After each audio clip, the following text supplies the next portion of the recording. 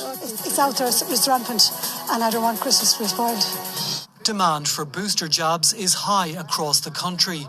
Concern over the Omicron variant driving a surge. The three coalition leaders will meet with NEFA tomorrow to discuss the Omicron variant and the overall situation.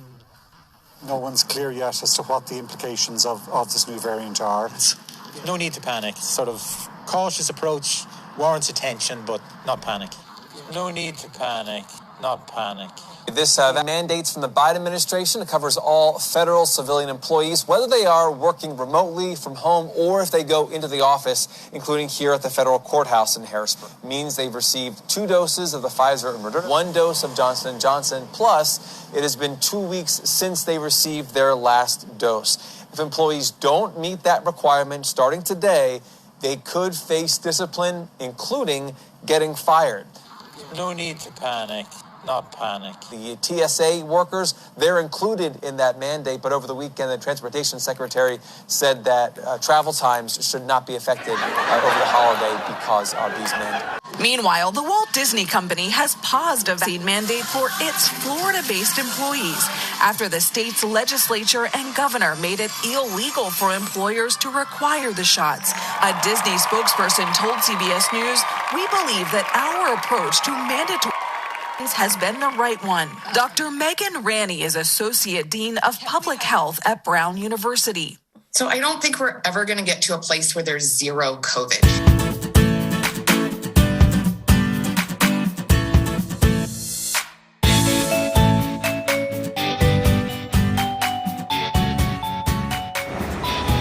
Welcome back to the channel. This is Anna's Thoughts and Musical Parodies, and I am Anna, your hostess. Thank you so much for being here today. So I have an exciting new design in the merch store. This line is called Built Back Broken and is my twist on the Let's Go Brandon meme.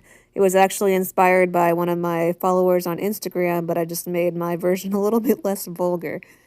This line will be available in the merch store, which can be found on the second page of the website that will be linked in the description. And I know that we are all dealing with the negative effects of inflation, so you will be happy to know that I reduced the prices down from what they were suggesting to make it what I thought was more fair. You also have the option of paying in 4 easy installments. Thank you so much in advance to anyone who decides to support in that way and get some fun new merch for themselves. And let's get on to today's video. So I went to a mask off rally / march earlier this year here in San Diego County. And by the way, if you are interested, you can get the full speeches and footage of the march itself on my Patreon page if you would like to. That will be linked in the description as well. But when I was there, I signed up for a mailing list from somebody called Amy at ReopenSD, and the latest email that I saw from her inspired this video. So from Amy at ReopenSD, segregated schools are now a reality.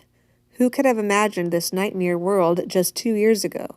All of the conspiracy theorists, raise your hand. I love you. And what you can see here is a letter from the principal and superintendent of a school in Alpine, California.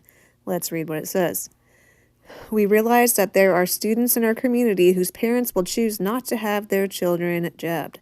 I have been meeting with many of these parents to hear their thoughts and develop plans to ensure their students are also provided the same opportunity to learn in person if the mandate requiring students to be jabbed goes into effect. To this end, I am pleased to announce that we have designed the Alpine Choice Academy, ACA, to ensure we serve those students who are not jabbed. This unique program is the first of its kind designed to provide in-person learning to students who would not be able to attend school on campus if not jabbed. I will be sharing more details about ACA in the future, including surveying our parents about the next school year to ensure we continue to capture the thoughts of all of our families. On behalf of the Alpine Union School District, I wish you and your family a happy Thanksgiving with your loved ones. With a grateful heart, Dr. Rich Newman, Alpine Union, and he signs it, the proudest superintendent and principal on earth. And so this is in response to California becoming the first state in the nation to announce C19er jab requirements for schools as of October 1st, 2021. According to that statement from ca.gov, the requirement will take effect at the start of the term following full approval of that grade span, to be defined as January 1st or July 1st, whichever comes first. Based on current information, the requirement is expected to apply to grades 7 through 12 starting on July 1st, 2022. But here's the really fun part. Local health jurisdictions and local education agencies are encouraged to implement requirements ahead of a statewide requirement based on their local circumstances. This is on top of the city of San Diego requiring all current city employees, elected officials, members of boards and commissions, and authorized volunteers to be fully jabbed by December 1st, 2021 as a condition of continued employment with the city. And so here are my thoughts about all that. As far as the segregated schools, I honestly kind of have mixed feelings about it. Of course, just offhand, it is a really weird concept. It feels surreal and not ideal. On first thought, we never want anything to be segregated. We want unity. We are the United States of America. However, maybe it will actually be kind of positive for the students who are not getting jabbed to be able to be in their own literally safe space, because I'm pretty sure might allegedly be a real thing. And, these people are going to be the more free-thinking people. And, it might be nice to be around each other, but at the same time, they won't be able to influence the other people and try to bring them up to their level. So there are pros and cons, in my opinion. And as far as the federal employees and volunteers and everybody being required to get the jab as well, that seems like it will be pretty much fully detrimental, because we're getting rid of all these workers who are not going to be able to work anymore because of the choice that they're going to make. And how is that going to bring anything other than degradation of society? Makes you wonder if that's on purpose, doesn't it? According to government executive, the Biden administration is delaying penalties on the federal mandate until 2022. And check out this next part. I just watched the movie Brave New World the other day, which some of you might have also read the book in high school like I did. And if you remember the reprogramming sessions that they did for the people who were kind of getting out of line, so to speak, this next little part totally makes me think of that. The White House advised agencies that they should deal with non-compliant employees by providing a week of counseling to encourage them to get vaccinated, followed by suspensions and eventually more severe adverse personnel actions, including removal. So for anyone else watching this who lives in California, Amy at Reopen SD advised to call the mayor's office and city council and tell them, do not vote for the emergency ordinance that would require elected officials to be jabbed. Please preserve our democracy and do not exclude a whole group of people from holding office. And she provided a phone number and email addresses for all the different people who you can reach out to with this request. And you can feel free to screenshot this page for some talking points if you would like to. Interestingly enough, though, and thankfully, according to NBC News, a court blocks a mandate for California prisons. The jab mandate was supposed to have taken effect by January 12th, but the appellate court stay blocks enforcement until sometime in March. And lastly for today, I came across this very interesting story from the Idaho Tribune about the laboratory in Ireland that you saw in the intro.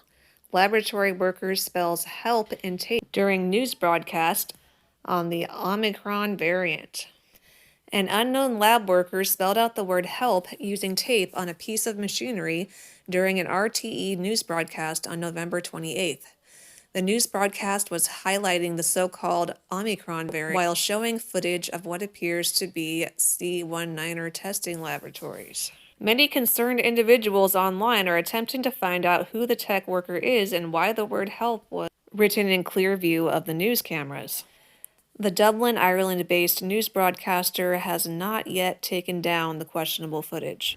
I would love to know in the comments what your thoughts are on that story. To me, it could be, multiple things.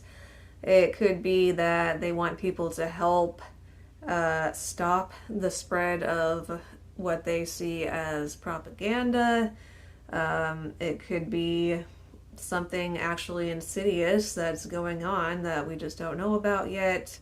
It could be something as simple as, help stop the spread of the C19er. So, curious to know what your thoughts are on that. Thank you again so much for being here today. Since you liked the video enough to make it all the way to the end, don't forget to click the thumbs up and share with somebody else who would also be interested. Leave your thoughts in the comment section below. Have a wonderful night, afternoon, morning, evening, whatever time zone you are in. Make sure you're subscribed, and I will see you next time. Bye.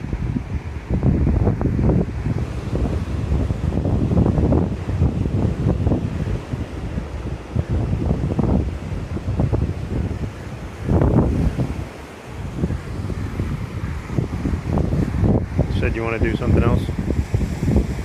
About to do the part where I said then degradation